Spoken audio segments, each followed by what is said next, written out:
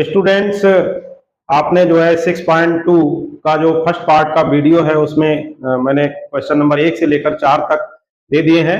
अब ये पार्ट 2 में 6.2 का जो पार्ट 2 है इसमें मैं चौथा, ये छठा और सातवां क्वेश्चन ये मैं आपके लिए बता रहा हूं। इसे आप लोग बहुत ध्यान से समझ लीजिएगा और इससे पहले की जो वीडियो है 6.2 का जो फर्स्ट पार्ट है उसे भी ध्यान से देख लीजिए और इसके अलावा जो ज्योमेट्रिकल कॉन्सेप्ट नाम की वीडियो है वो सभी लोग जरूर देख लें, क्योंकि बिना उसके जब तक आपको कॉन्सेप्ट क्लियर नहीं होंगे तब तक आपको ये क्वेश्चन जो है वो ठीक से समझ में आने वाले नहीं है। तो वो ज्योमेट्रिकल कॉन्सेप्ट नाम की वीडियो है वो जरूर ध्यान से देख लीजिएगा।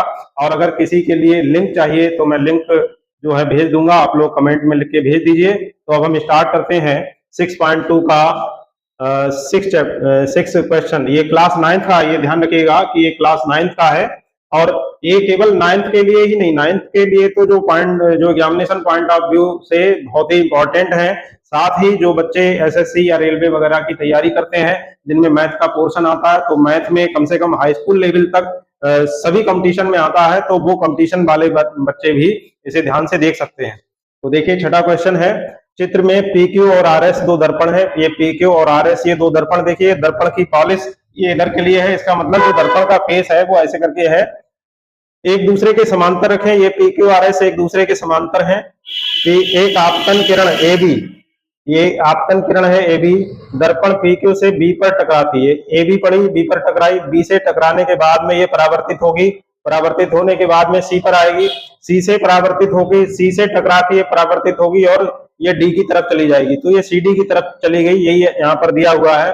और पुनः सी डी के अनुदेश परावर्तित हो जाती है। तो सिद्ध करना है कि ए बी समांतर है सी डी के, यानी ए बी जो है वो सी डी के समांतर है, ये आपके लिए सिद्ध करना है। तो देखिए हम कैसे करके करते हैं। यहाँ पर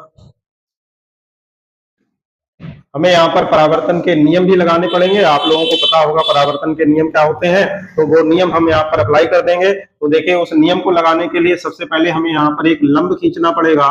ये हम अपनी तरफ से रचना करेंगे, बी से एक लंब खींचेंगे और सी से एक लंब खींचेंगे, क्योंकि ये जो है परावर्तन के नियम में है। बी से ये लंब खींच लिया मान लो बीएम और सी से ये खींच लिया सीएन, तो ये हम रचना में लिख देते हैं।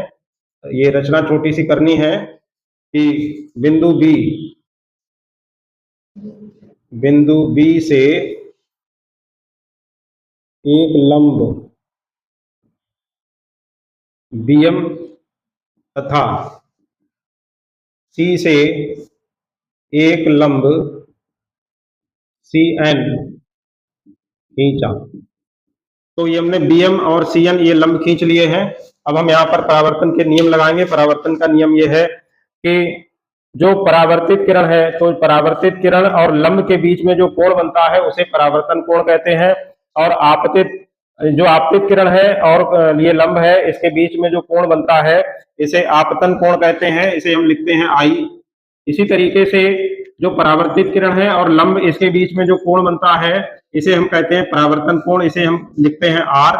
और आई बराबर होता है आर के, यानी जो परावर्तन कोण है वो अपवर्तन कोण के बराबर होता है। ये नियम है, परावर्तन कोण बराबर होता है अपवर्तन कोण। ये आपने फिजिक्स में पढ़ा होगा, अगर नहीं पढ़ा है तो आप लोग जान लीजिए, आज से ध्यान रखिएगा कि परावर्तन कोण बराबर अपवर्तन कोण के, परावर्तन कोण बराबर आपतन कोण के होता है। यानी आपतन कोण और परावर्तन कोण ये आपस में बराबर होते हैं। आई बराबर आर, आई का मतलब होता है एंगल ऑफ इंसिडेंस और आर का मतलब होता है एंगल ऑफ रिफ्लेक्शन। तो इस तरीके से परावर्तन कोण बराबर आपतन कोण के हो जाएगा। तो इसका मतलब ये कोण और ये कोण आपस में बराबर हो जाएंगे। इसी तरीके से बिंदु सी की अगर बात की जाए तो बिंदु सी पर भी ये कोण और ये कोण आपस में बराबर होंगे। तो चूंकि ये कोण और ये कोण आपस में बराबर है और ये कोण और ये कोण आपस में बराबर है। अब जरा ध्यान दीजिएगा, चूंकि बीएम और सीएन ये लंब है, क्योंकि बीएम और सीएन ये समांतर रेखाओं पर लंब है, ठीक है, समांतर रेखाओं पर लंब है।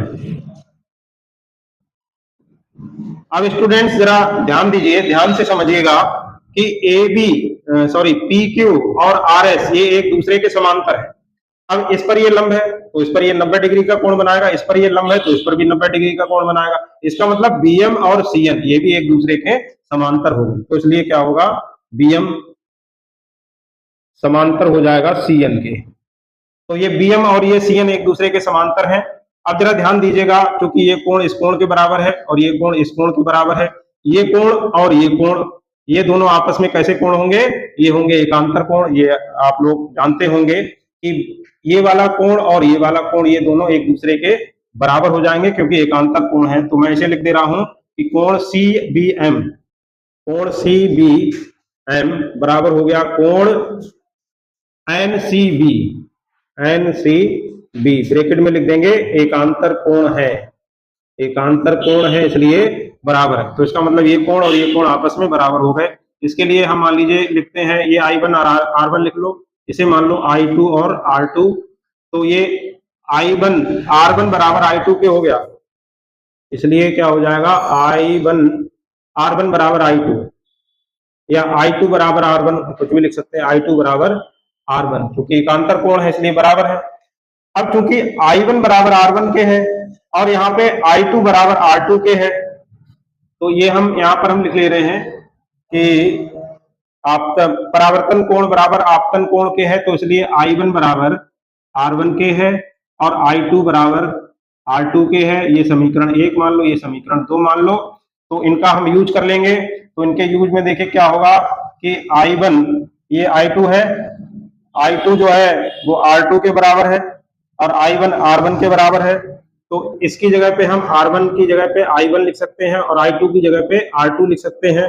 तो इस तरीके से R2 बराबर हो जाएगा I1, I1 बराबर हो गया R2 के। इसका मतलब ये कोण और ये कोण दोनों बराबर हो गए, और ये कोण जब बराबर है तो इसका मतलब ये हो गया कि ये AB जो है ये CD के समांतर हो गई। तो इसलिए AB समांतर हो जाएगी CD के, यही प्रूव करना था। इसके बाद हम बढ़ते हैं क्वेश्चन नंबर 7 की तरफ। ये भी बहुत इंपॉर्टेंट क्वेश्चन है। ये जो 7th क्वेश्चन है, दिए गए चित्र में AB समांतर CD के है, AB और CD ये एक दूसरे के समांतर है, तब y का मान ज्ञात करना है। तो चूंकि AB और CD समांतर है और ये दोनों कोण जो है चूंकि समांतर रेखाओं के बीच बने हैं, ये हो जाएंगे एकांतर, ये हो जाएंगे सहायनता कोण, जिनका योगफल 180 डिग्री होता है, ये आप लोग जानते हैं। तो लिखेंगे ABD, कोण ABD प्लस कोण CDB, ये बराबर हो जाएंगे 180 अंश। क्यों बराबर है? क्योंकि सहायनता कोण है, को इंटीरियर एंगल्स हैं, इनका योगफल 180 अंश होता है जब रेखाएं समांतर होती हैं तब। तो चूंकि ये रेखाएं समांतर दे रखी हैं तो इसलिए इनका योगफल 180 अंश हो जाएगा। अब ABD, जरा इसमें देखिएगा, ABD यानी ये वाला कोण है, इस कोण में देखिए 3 कोण शामिल है, बाई, 2 और बाई। इन तीनों को हम जोड़कर लिख देंगे तो ये हो जाएगा by plus 2 plus by plus ये CDB, ये 5 दे रखा है तो 5 बराबर है 180 अंश। अब देखिए इन सबके लिए जोड़ लेंगे, बाई और 2 3 और बाई 4 और 5 6 तो 6 इक्वल टू हो गया 180 डिग्री, y इक्वल टू हो जाएगा 180/6, 6 से इसे डिवाइड कर देंगे तो 630 जहाँ, तो ये आया 30 अंश। तो ये y की वैल्यू जो इन्होंने मान पूछा है वो 30 अंश आया है। अब रोको जरा। तो स्टूडेंट्स अब बढ़ते हैं अगले क्वेश्चन 8 की तरफ। चित्र में कोण 5 बराबर 120 दे रखा है, यानी ये वाला कोण 5 जो है 120 और कोण 2 जो है ये 60 अंश दे रखा है। तो ये सिद्ध करना है कि ए समांतर है बी के, यानी ये जो लाइन है ए और ये लाइन है बी, ये एक दूसरे के समांतर है, ये आपके लिए सिद्ध करना है। तो यहाँ पर कोण 5 जो है वो 120 दे रखा है, तो कोण 6 हम चाहें तो निकाल सकते हैं। तो ये कोण 6 ये कितना होगा ये हम निकाल लेंगे। तो देखिएगा कोण 6 प्लस कोण 5 बराबर 180 अंश हो जाएगा, क्योंकि कोण 6 और कोण 5 ये दोनों मिला के लीनियर पेयर बनाते हैं। तो यानी लीनियर पेयर का मतलब ये एक सरल रेखा पर बन रहे हैं, तो हम कह देंगे सरल रेखा के कोण है, सरल रेखा के कोण जिनका योगफल 180 अंश होता है। तो कोण 6 हमें ज्ञात नहीं है, लेकिन कोण 5 120 दे रखा है, तो बराबर 120 डिग्री बराबर हो जाएगा 180 डिग्री। तो कोण 6 बराबर हो जाएगा 180 इधर आएगा तो माइनस का हो जाएगा, माइनस का 120 डिग्री। तो कोण 6 बराबर हो गया 60 डिग्री। स्टूडेंट्स ये ध्यान रखिए, इसमें कोई कंफ्यूजन नहीं होना चाहिए। ये जो 6 लिखा है ये 6 नहीं है, ये 6 कोण का नाम है, मान नहीं है, ठीक है। ये कोण का नाम है, इसे कोई कंफ्यूजन ना रखे दिमाग में कि ये 6 है या 5 है या 2 है, ऐसा नहीं है। ये कोण का नाम है, ये सुविधा के लिए लिखा गया है, क्योंकि अगर मान लीजिए पूरा लिखा जाएगा तो कोई कोण ABC या BCD या कुछ भी इस तरीके से लिखना है तो उसकी जगह पे केवल एक अक्षर या एक शब्द जो है वो लिखा जाता है, कोण 5 या कोण 6। ये केवल सुविधा के लिए है। तो कोण 6 बराबर ये 60 डिग्री हो गया। अब देखिए स्टूडेंट्स, ये कोण 6 जो है 60 डिग्री है और कोण 2 ये भी 60 डिग्री है, ये दे रखा है, क्योंकि कोण 2 बराबर ये भी 60 डिग्री है। अब चूंकि कोण 2 और कोण 6 देखेंगे, चूंकि कोण 2 और कोण 6 ये कैसे कोण है, ये संगत कोण है।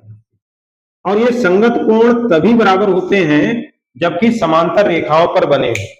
तो चूंकि यहाँ पर बराबर है, कोण 6 और कोण 2 जो है ये 60-60 डिग्री के हैं, ये बराबर है, इसका मतलब ए और बी जो है ये समांतर रेखाएं हैं। तो लिखेंगे अतः ए समांतर दे रखा है, समांतर सिद्ध हो गया बी के, यही सिद्ध करना था।